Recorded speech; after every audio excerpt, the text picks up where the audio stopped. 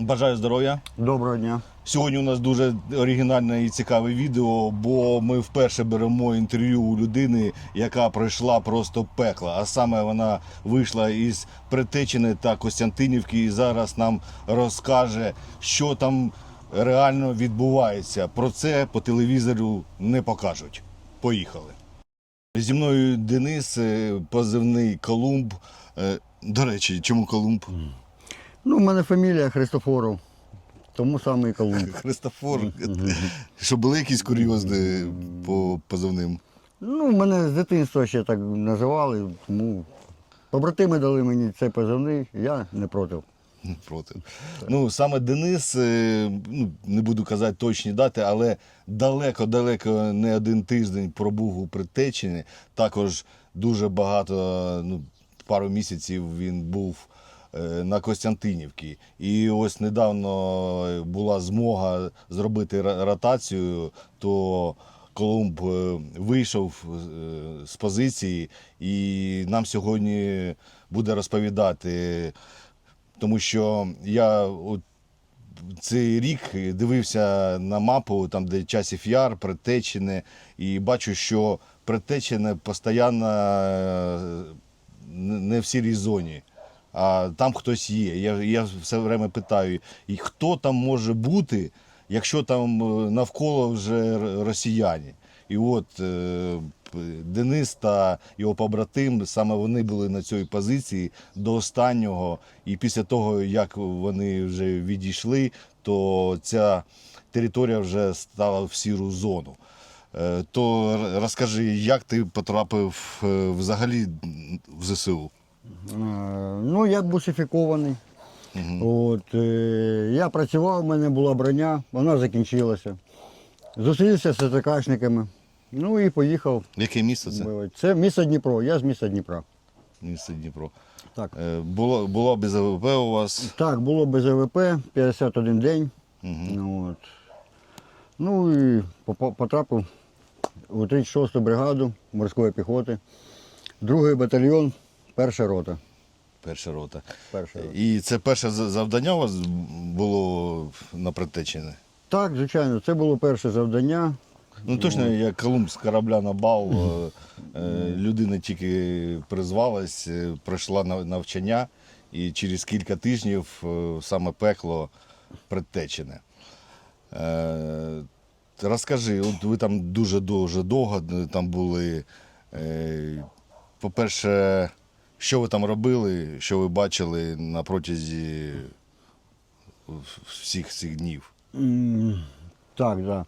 Заходили ми не так швидко, як хотілося б, але дійшли до позицій до своїх. Наше було завдання штурму бліндажа. По даним там сидів російський військовослужбовець. Ми повинні були його нейтралізувати, так скажемо. І зайняти той бліндаж самим. Ну, поки ми йшли, той хлопчина помер своєю смертю, так сказати, бо він був 300-й. Але ж по дорозі ми натрапили на бліндаж, в якому також знаходилися військовослужбовці російської армії. Ми спробували штурманути їх, у нас не вийшло. Ми закинули гранату, до речі, його звали, якщо я не помиляюсь, Назар. Того хлопця. Але в нас не вийшло штурманути той бліндаж, він там дуже добре його облаштував, вже, мабуть, не перший день там сидів. Ми відкотилися трохи назад, доповіли на КСП, що по таким-то координатам знаходяться ворожі сили противника. Ну і наші командири відправили туди пташок. Вони розібрали той бліндаж, чим самим розчистили нам путь далі. До речі, ми йшли міняти хлопців, які там вже обстрілювались ворожою артилерією. Не перший день, так скажемо, і не першу неділю. Ротація пройшла у нас успішно, хлопці вийшли, все нормально. Ми зустріли їх, вони пішли далі, ми зайняли позицію там. Наше завдання було спостерігати, слухати, дивитись і заважати живої силі противника просочуватись в напрямку Константинівки. От.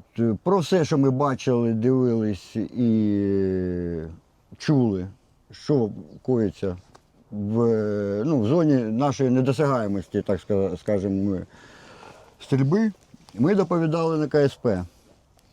Чим самим коригували подальші дії наших Збройних сил.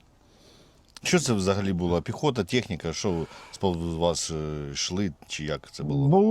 Було все. Була і важка техніка, її дуже гарно чути, особливо в туман. Ми доповідаємо, даємо приблизні координати. Далі вже, як сказати, не наша компетенція. Далі були FPV-дрони, які розбирали вже її ще на під'їзді навіть до нас. Тобто наше командування піклувалося про те, щоб ворог не дійшов навіть до наших позицій, не кажучи вже про Константинівку. Жива сила противника, яка непосередньо була в нашій зоні ураження, вона ліквідовувалась, і трупи ховалися. Угу. Ховались чому? Тому що ворог дивиться, що якщо... А хто ховає? Ховає ми. Ви? Ми ховали, щоб не видно було з пташок. Бо якщо ворог бачить, що їхній солдат 200-й біля бліндажа, біля якогось валяється, вони розбирають той бліндаж одразу. Тобто вони не зважають на те. Їхні там, не їхні, вони одразу питаються. Бо якщо він там лежить 200-й, значить хтось його... Я пам'ятаю, там є засідка. Так, значить там є засідка. А як у них піхота йде? Злагоджена, там тихо, чи у них є провідник, як вони йдуть? Піхота їхня ходить, не то щоб скритно, їх чутно за пів кілометра, так скажемо. Що, переговарюються? Так, вони переговарюються, перекрикуються. Якщо це туман, вони взагалі тіряються між собою, дають такий розрив, що вони друг друга навіть не можуть знайти. Стріляють, буває, вгору, позначаючи, де він знаходиться, щоб його напарник чи побратим його, я не знаю, як це назвати, чи просто знайомий, щоб він підійшов до нього і далі вони рухаються вже вдвох. Значно складніше виявляти противника, який рухається поодиноко. Бо він іде сам, його можна почути, якщо він якусь доповідь робить по парадійки своєму командуванню. Йому ж дають же парадійки, вказівки. Чутно дуже тангенту цю, в радійки, і так само виявляли. До речі, ще допомагали нам собаки, які безхатні жили там в посадці. Вони заздалегідь гавкали, ми знали, що там хтось іде. Тобто просто так вони, нічого не... А взагалі ви, коли заходили, у вас збігалась карта, що вам же потрібно було рухатись по посадкам і так далі? Не зовсім. Річ у тому, що коли ми заходили, там, ландшафт помінявся. Тому що там працює і артилерія, і міномети ворожі. Зеленку вже, так як на мапі, вже немає такого, так скажемо. Так що приходилось По пінькам йти. Піньки, згорівша техніка. Якщо почули FPV, бажано, заздалегідь, коли чуєш дрон, неважливо, це наш дрон, не наш дрон, ми ховаємось. Тому що вступати в бій з дроном, це, на мій погляд, це безглуздо, тому що ми йшли тільки виконувати завдання. Наше завдання було дойти до позиції, тому саме ми рухались скритно. А були випадки, коли засікли все-таки ваш бліндаж, а ви там живете? І як його штурмували чи розбирали в піві? Було щось? Так, було. Це вже якраз тоді, коли нас виявив ворог. Вони довго нас, тривалий час не могли виявити своїми пташками, дронами. Ну, вони підозрювали, що ми там знаходимося, але візуально вони нічого не побачили, тому що навколо бліндажа ми нічого не трогали. Ніякого мусора, який валявся там, все оставалось на своїх містах. От. Ну і тоді вони прийняли рішення відправити, як сказати, м'ясо. На розвідку відправили свою живу силу, піхоту. От. Давали їм вказівки по радійки, ми почули, вони вже були біля входу. От. Були біля входу, ми вже були готові, бо ми чули, як вони підходять. Ми раніше почули, чим вони узнали, що ми там є. Тому ми їх вже чекали. І коли вони питали штурманути нас, ми просто знищили їх і все. Звісно, насамперед доповідь йшла на наше КСП, що нас штурмують. Наші командири, до речі, на той час сидів на КСП мій командир роти Барсук Микола Миколаївич. От. Він відправив туди пару дронів, які, добили кого, ті, хто. кого ми не добили, вони добили FPV-хами їх. Отак от ми відбились. Але ж ворог вже зрозумів, що ми там є. І почав нас розбирати, наш бліндажик. Вони нас штурманули в час, попитали штурманути, в час дня. До 6 вечора ми нарахували 43 скиди на наш бліндаж. Тобі ж за 3 дні мій побратим нарахував 121 скид. Це за перші 3 дні, як вони узнали, що ми там. Якось так. А скажи, а як логістика взагалі відбувалась з провізією вам? І як доставляли? Так, нам кидали посилки з дрона. Як часто? Великого. Раз на сутки. Раз на сутки, так. Що взагалі вам скидували? Так, взагалі нам скидували, в принципі, те, що ми просили. У нас питають, що вам треба. Ми робили заявочку на КСП, вони записували. Вода це не обговорюється. 3 літри води прилетало кожен день. На людину чи Ні, на всіх? на 3, так. На 3. Так. Тобто Це на 3. літр на Літр людину? на людину, на сутки. Так як з логістикою там було не так Це і зрозуміло. добре, так. Тому так. Розтягували, ділились водою. А що ви їли? От ваше меню за весь час, от що взагалі? Ми самі просили більше мівіна, тушонка. Це все вариться на газовій плиті, бо не можна багато розпалювати, бо буде Демаскировка. позиція, так, демаскировочка. В принципі, курей кидали нам, було таке, жарених курей. От хочеться жареної курки, я командиру кажу, Микола Миколаївич, треба м'ясо. Пожалуйста, м'ясо вам. Що більше всього хотілося? Більше всього жидкого хотілося, борща, супа. Передавали? Передавали, так. В сухому стані, ми самі його там вже робили, передавали так. А ти казав, що готову їжу ви не хотіли брати? Так, Чому? з готової їжі виникають деякі проблеми, бо з дрона не дуже удобно його опускати. Тобто скидують воно? Скидують, воно розбивається, або на гілки зависає, прокалюється готова їжа, і оця вся посилка, вона в цій каші.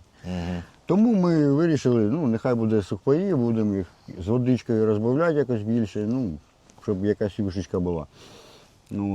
Що я хочу сказати, їсти там не дуже хотілося. Солоденького такого, буває, хотілося. А взагалі-то ми робили акцент на воді. З водою це проблема.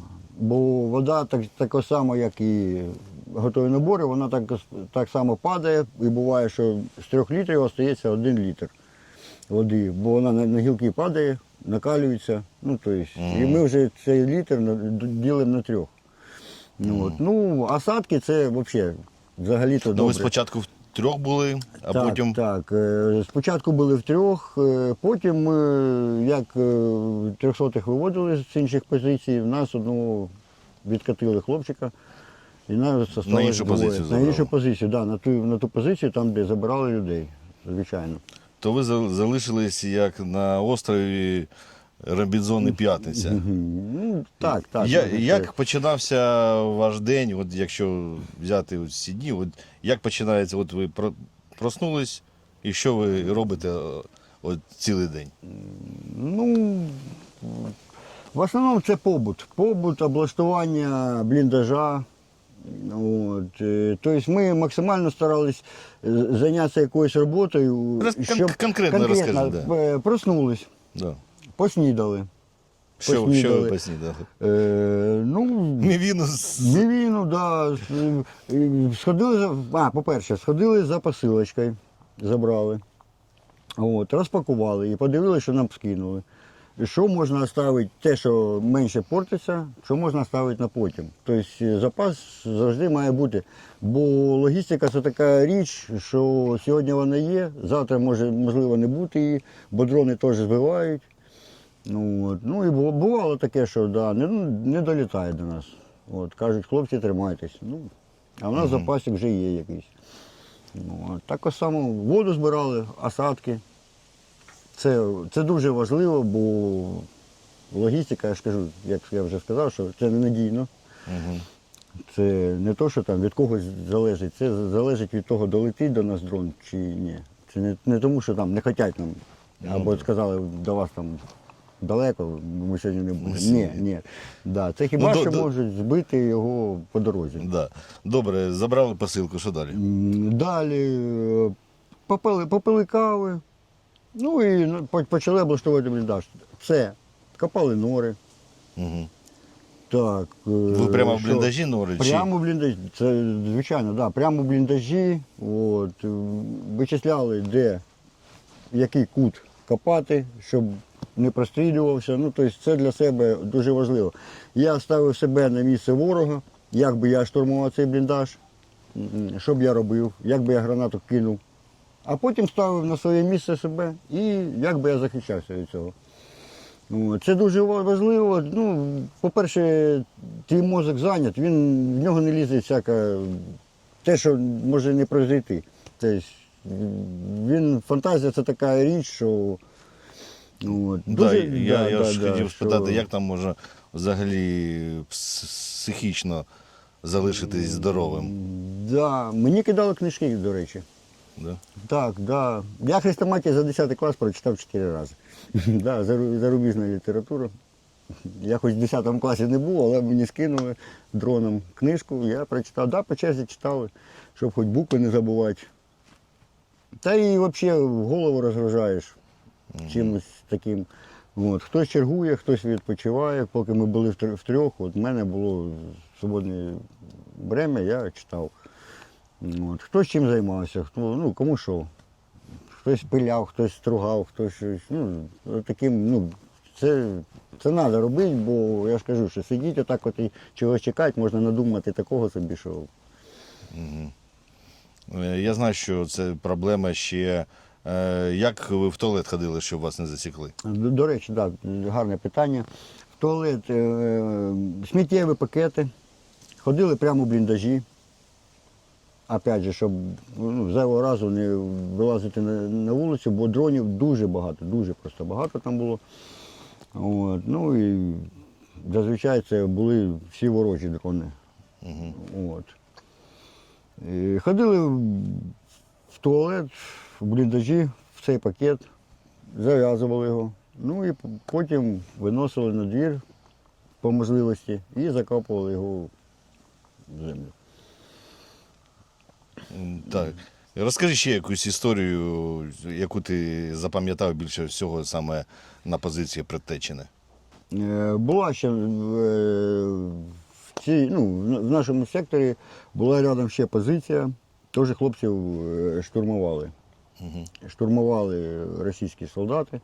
От. Вони вийшли на радійку, сказали, що вони підійшли з-під вітру, що їх чутно не було. От. Хіба що хлопці почули тільки, коли вони вже по бліндажу ходили. От. Ну, виходять на радійку, так і так у нас гості. Ну, я знаю, в якому напрямку хлопці знаходяться. Даю вказівку своєму побратиму, він виходить і навалює в сторону їхнього бліндажа з автомата, відганяє їх, поки наші дрони летять рятувати їх.